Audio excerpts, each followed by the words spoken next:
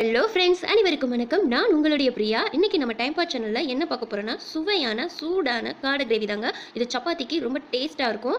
நம்ம வீடியோ பார்க்குறதுக்கு முன்னாடி நம்ம சேனலை மறக்காமல் சப்ஸ்கிரைப் பண்ணுங்கள். வாங்க வீடியோக்குள்ளே போகலாம். காடை கிரேவி செய்கிறதுக்கு தேவையான பொருட்களை நம்ம பார்க்கலாம் வாங்க. இப்போது 1/2 கிலோ காடை எடுத்து வாங்கி வச்சுருக்கோம். அதில் உப்பும் மஞ்சத்தூளும் போட்டு நல்லா மிக்ஸ் பண்ணி ஊற வச்சுருக்கேன். இது 1/2 மணி நேரமாக ஊறி இருக்குது. நெக்ஸ்ட்டு தேவையான அளவு எண்ணெய். நான் நல்லெண்ணெய் எடுத்திருக்கேன். இது ரொம்ப நல்ல வாசனையாக இருக்கும் இந்த கிரேவிக்கு, அதனால் நான் நல்லெண்ணெய் சூஸ் பண்ணியிருக்கேன். அப்புறம் கொஞ்சம் கருவேப்பிலை, 1 ஸ்பூன் அளவுக்கு சோம்பு, இஞ்சி பூண்டு பேஸ்ட், தக்காளி, வெங்காயம். தக்காளி 4 தக்காளியை நல்லா பொடுசாக கட் பண்ணி வச்சுருக்கேன். வெங்காயம் நல்லா பொடுசாக 5 வெங்காயம் எடுத்திருக்கேன். அப்புறம் 2 பச்சை மிளகாய் எடுத்திருக்கேன். குழந்தைங்க சாப்பிட்றதுனால பச்சை மிளகாய் கொஞ்சம் கம்மியாக எடுத்திருக்கேன். உங்களுக்கு காரம் வேணும்னா நீங்கள் ஒரு 3 மிளகா இல்லை 4 மிளகா போட்டுக்கலாம். நான் 2 தான் எடுத்திருக்கேன். அப்புறம் தேவையான அளவு மசாலா தூள். நான் சிக்கன் 65 தூள் எடுத்திருக்கேன். கடைசியாக தேவையான அளவு உப்பு. வாங்க இப்போ கிரேவி எப்படி பண்ணலான்னு பார்க்கலாம்.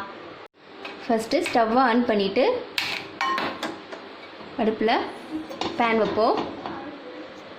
பேன் சூடானதும் நம்ம எடுத்து வச்சுருக்க நல்லெண்ணெயை அதில் விடுவோம். எண்ணெய் சூடானதும் சோம்பு போடணும்.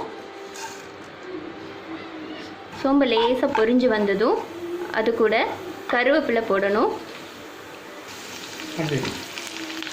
அப்புறம் வெட்டி வச்சிருக்கிற பச்சை மிளகாய் போடணும்.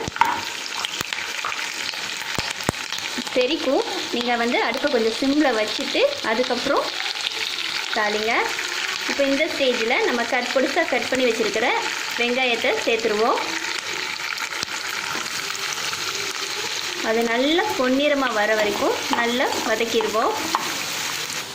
ஓரளவுக்கு ப்ரௌன் கலரில் நல்லா வெங்காயம் வதங்கிருச்சு. இப்போ இந்த ஸ்டேஜில் நம்ம எடுத்து வச்சுருக்கிற இஞ்சி பூண்டு பேஸ்ட்டை போட்டு அதையும் நல்லா பச்சை வாசனை போகிற அளவுக்கு நல்லா மிக்ஸ் பண்ணலாம்.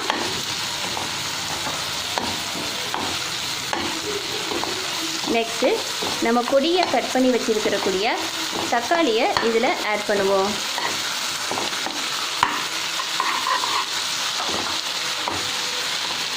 இந்த தக்காளியும் வெங்காயமும் நல்லா வதங்கணும். மிளகாய் போட்டிருக்கோம், அதனால் தேவையான அளவு மட்டும் மசாலா பொடி போடுங்க. ரொம்ப காரம் வேண்டாம். உங்களுக்கு காரம் பிடிக்கும்னா நீங்கள் பச்சை மிளகாய் கூட எக்ஸ்ட்ரா சேர்த்துக்கோங்க. இப்போது இந்த மசாலாவை இந்த தக்காளி கூட நல்லா மிக்ஸ் பண்ணிடலாம்.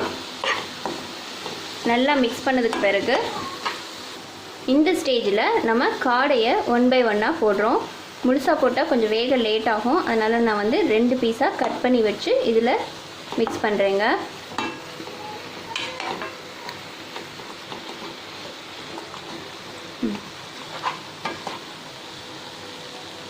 இப்போ தேவையான அளவு உப்பு சேர்க்கலாம்.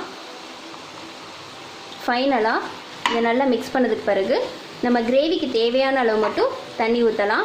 நான் சப்பாத்திக்கு பண்ணுறனால நான் கொஞ்சமாக தண்ணி ஊற்றுறேன். இந்த காடை வேகிறதுக்காக மட்டும்தான். இதை ஒரு 1/2 அன் ஹவர் நல்லா வேக விடுவோங்க. கிரேவி நல்லா கொதிச்சிருச்சுங்க. நல்லா கிரேவி பதத்துக்கு நல்லா கொதிச்சிருச்சு. காடையும் நல்லா வந்துருச்சு. இந்த ஸ்டேஜில் நம்ம எடுத்து வச்சுருக்கக்கூடிய கொத்தமல்லி தழையை தூவிட்டு ஸ்டவ்வை ஆஃப் பண்ணிடலாம். சுவையான காடை கிரேவி ரெடி ஆயிடுச்சுங்க. இதை நம்ம ப்ரிப்பேர் பண்ண சப்பாத்தியோட தொட்டு சாப்பிட ரொம்ப டேஸ்ட்டாக இருக்கும். நீங்களும் உங்கள் வீட்டில் அதை ட்ரை பண்ணி பார்த்துட்டு எனக்கு கமெண்ட் செக்ஷனில் சொல்லுங்கள். இந்த வீடியோ உங்களுக்கு ரொம்ப பிடிச்சிருந்துச்சுன்னா லைக் பண்ணுங்கள். நம்ம சேனலை மறக்காமல் சப்ஸ்கிரைப் பண்ணுங்கள். அது இல்லாமல் நம்ம சேனலை ஃபுல்லாக உங்கள் ஃப்ரெண்ட்ஸுக்கெல்லாம் ஷேர் பண்ணுங்கள். நன்றி, வணக்கம்.